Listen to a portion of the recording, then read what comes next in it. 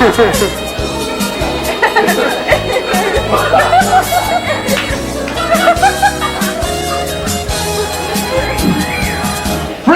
boy, it's good for you to be here today. If abortion and human rights issues have gotten under your skin, then this show tonight is sure to get skin, meat, and bones. You see, tonight on Donahue, we are going to be discussing the growing problem in America. I'm sure you've encountered it in your schools, in your homes, and may I say maybe even in your church. Tonight we are going to discuss, yes, cannibalism. People who eat people.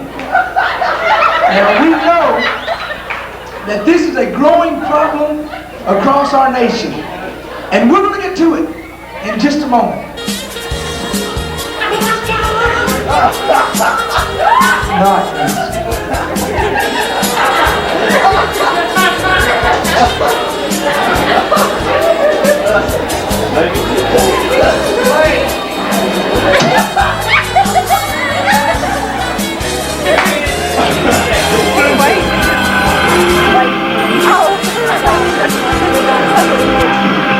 Okay, tonight, first of all, we want to introduce our three guests. First we have from South America, yes, a real cannibal, Mr. Sam Witcher.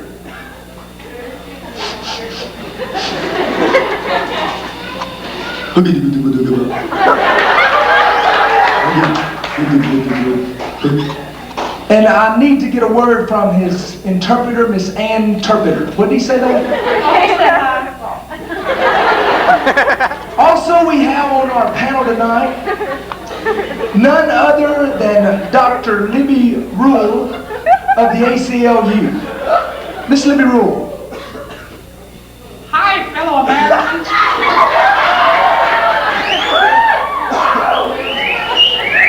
And also tonight on our panel, we have a televangelist. He's from the Fundamentalist Church in Southern Georgia, Dr. I.B. Genstit. Dr. Genstit. Thank you, it is good to be here.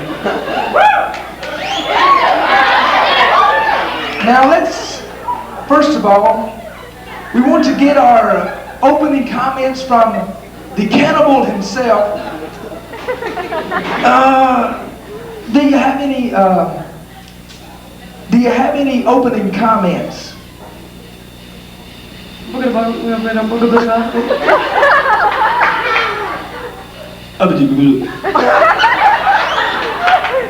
He said, Don, my friends call me Fingers, and I kind of like that name.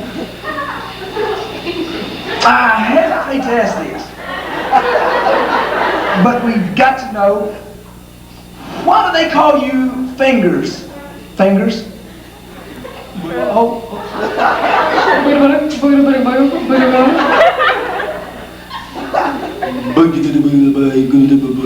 He said, well, it all started back when my wife and I were throwing a little party for our cannibal friends.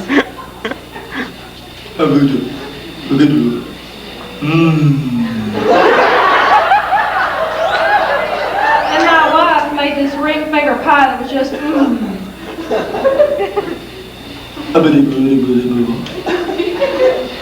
He said, well, Don, I wound up eating the whole thing before our guest could even arrive. But isn't there any guilt? I mean, how in the world could you possibly eat people fingers and not feel guilty about it? Is there no guilt here? How do you handle that?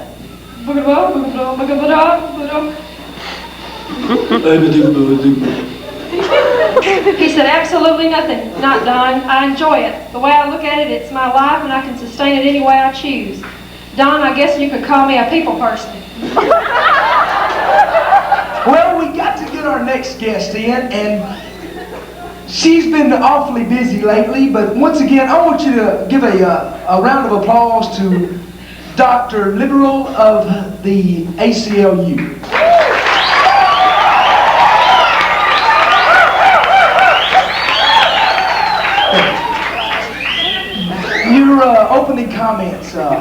Dr. Rule.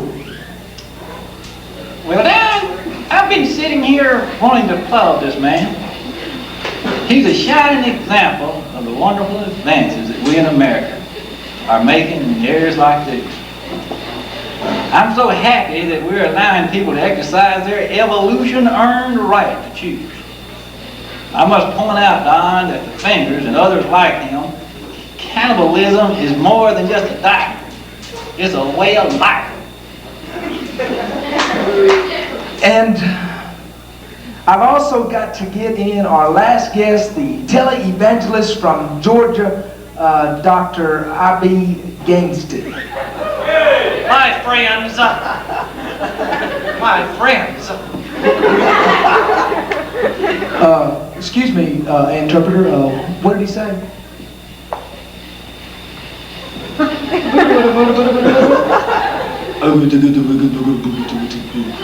He said, he's not my friend, Don. I wouldn't even want to eat him.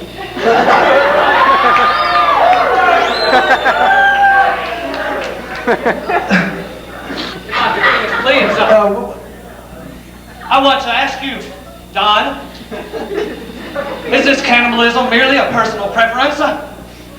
Or is it sin? Don, I believe it to be sin.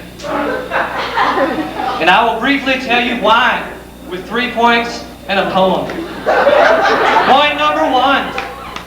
Human life is sacred. Men are not cattle. They should not be eaten like cattle. Number 2. How can you love your brother when you are eating him? And my final point.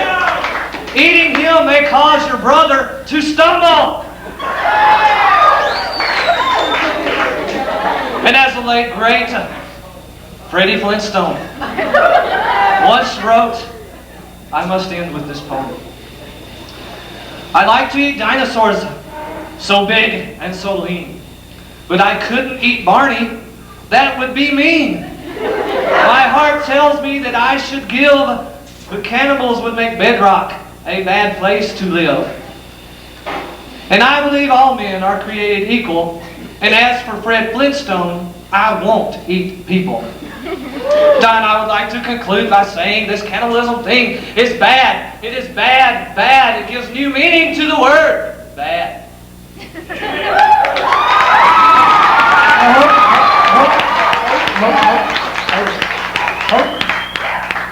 Now hold on. Now, Pastor, wouldn't you say that maybe your comments were hard? Well, maybe it's not that bad, but Lord, it sure isn't good. I'm going to have to go out in the audience for just a moment. Is there any question from the... Oh, we got a question here. Now, please be brief. As you know, we're running out of time. I have a question for Sam. Do you think, because of cannibalism, it could solve the problem of homelessness in America? Good question. Good question. Could cannibalism solve the problem of the plight of the homeless? Is what we're asking. I mean, there are so many people today living on the streets, and they don't have any jobs, and they don't have any money.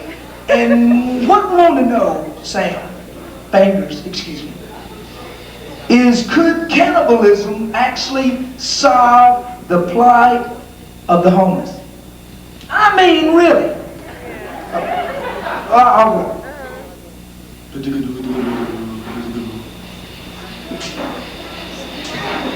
That's what I thought he said. We'll move on. Dr. Rule, your closing comments, please. We must stand against this moral slavery and support personal preference.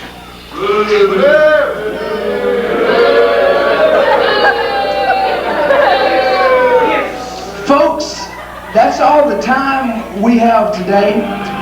And hold on, not the theme yet, because I've got something else I want to say. I want to invite you back tomorrow to be here because tomorrow we have a discussion on that new product that is guaranteed to do away with all boogers. You've heard about the side effects of booger weight and how many noses have been blown off. Tomorrow, we're going to talk directly with the manufacturer. That'll be tomorrow on Donahue.